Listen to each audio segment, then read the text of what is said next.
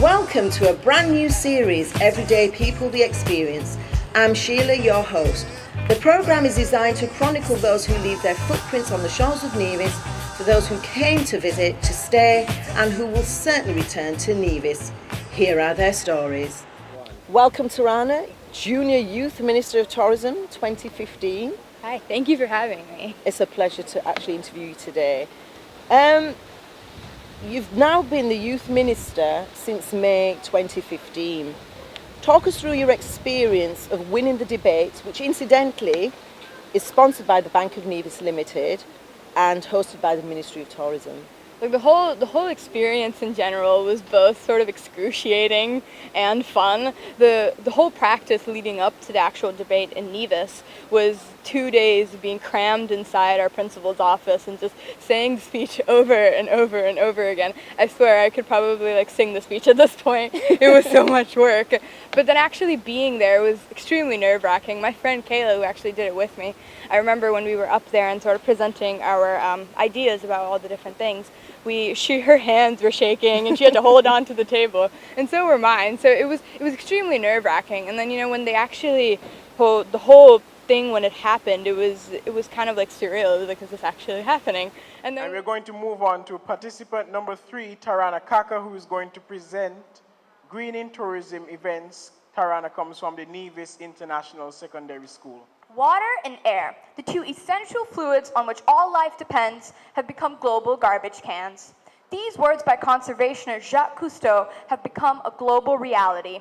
Nevis's blue waters, pure air, and green slopes remain largely untouched, but our paradise hangs in the balance as each year visitors flock to our shores, adding not only to our revenue, but also to our trash. And then when the really weird thing was that the judges took an hour long to decide who the winner was. So everybody was just sitting there waiting for the judges to show up. Everybody was so nervous. I thought that I wasn't gonna win, because I thought there was people that deserved it way more than I did. So when they did announce it, I think they even got a shot of my face when they announced who the winner was, because I was so surprised. My head went back and I was like, are you kidding? Junior Tourism Minister for Nevis is Tarana.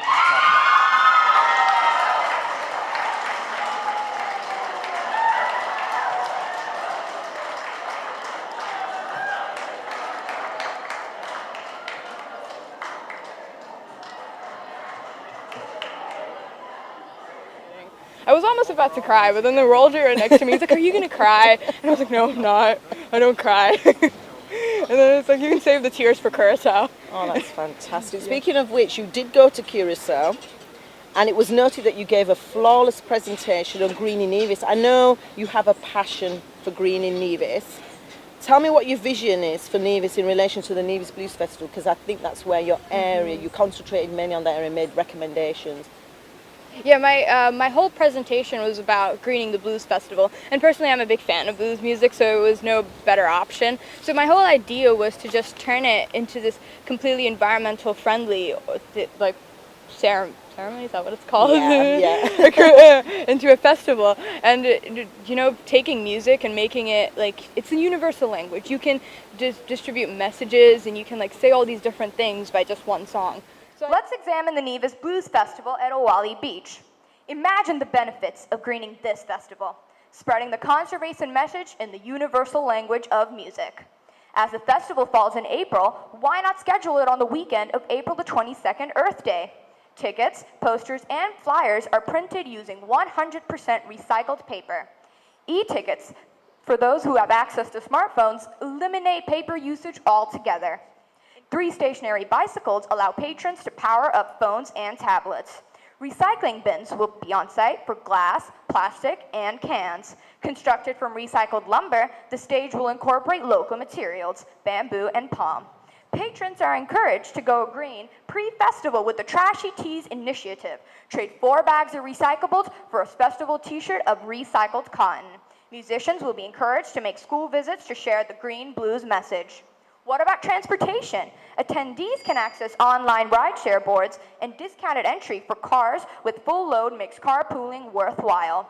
In collaboration with Wheel World, discounts will be available for tourists bicycling to and from the festival. Don't forget the music. Organizers will source blues singers committed to the environment like Bonnie Raitt. The use of locally made acoustic instruments offsets power use and supports local industry. And of course, the green culinary product. Upon arrival, attendees receive permanent plastic refillable cups. So I decided to, incorporate all these different things. So like, for example, I started a no styrofoam, no plastic policy, and styrofoam and plastic are the biggest contributors to pollution in the environment. So we did a complete no styrofoam, no plastic policy.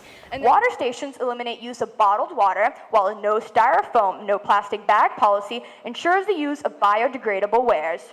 Food vendors will be required to implement an Eat Green, Eat Local policy. At least 75% of food must be organic and locally sourced. And then we wanted to actually spread the whole green message, so we wanted to get the actual artists to perform, like Ian Siegel and Denise Gordon, and all of them involved. So they would go to different schools and talk about the Blues Festival. Not a lot of people knew about it last year when it first started, so when actually the word gets out even more, with the actual people visiting, it's a completely different experience. Having Ian Siegel at your school and telling you to come out and see the Blues Festival, you want to go see it. And we also have tons of different ideas about how we can actually incorporate solar energy into this. And solar energy is really big. In collaboration with Speed Tech, locally made solar panels and wind turbines will power stage and grounds. Can you imagine a festival powered by 100% renewable energy? LED solar lights will illuminate the venue, and biodiesel backup generators will use fuel powered at the local recycling plant. This is Shari Greaves, and Shari, she's going to tell you, and it's a big major surprise for you because you weren't expecting this, but part of the recommendations you've raised, Shari's here to feedback on that. So Shari, when you're ready. Thank you very much for having me, and thank you very much. Tarana, when we received your presentation on Green in the Blues Festival, we thought it was such a fantastic presentation, and I can see why you won. So congratulations on your win, and congratulations on your appointment as Junior Minister of Tourism for 2015. One of the things, we loved all of your recommendations, and although we're not going to be able to put them into practice for this year's festival, we have committed to doing the Blues Festival throughout for the next few years at least. Yeah. So we are definitely going to take some of your recommendations into consideration. We love the idea of powering the entire festival off of renewable energy, and one of the things that the Nevis Island Administration is working on is geothermal power.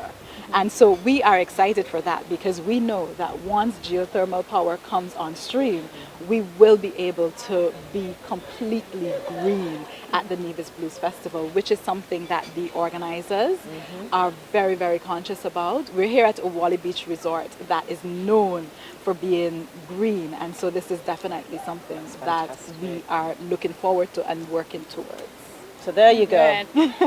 How do you feel about that? That's awesome, because a lot of people, they definitely have ideas of what they can do, but they never see them implemented. So now to actually see that the officials are taking them into consideration and actually are willing to adapt my ideas, it's great. Yeah. It's fantastic timing. Yeah. Shari, thank you so much for your Thank input. you very much Really for having appreciate us. that. Thank you. Thank you very much again, you. Tarana.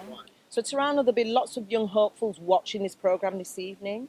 What advice, as the Youth Junior Minister of Tourism 2015, would you give to the next hopeful Junior Minister of Tourism in 2016? Well, firstly, I would tell them that being a junior minister itself is a huge responsibility, just the name, because everybody knows who you are. So you have to present yourself properly, and you should be able to do everything that comes with the title. But also, presentation-wise, people will try to change your presentation. That's one thing that I learned. People will definitely try to add some more ideas in, but stick with what you have, because that's truly what you decided on what to do. So, and this is your presentation. Now that you're taking Nevis to the next level, to Barbados, where it's going to be held this year, it's going to be your ideas that you're putting out there. So always stick to what you want. And, it's going to be hard. It was definitely hard for me. I actually started to get tonsillitis the week before Curacao, and everybody was so freaked out because I was saying the speech every day. I was reciting it in my sleep, probably. So it's going to be painful. It's going to be hard, but it'll definitely work out in the end. It'll definitely. Thank you so much for your optimism.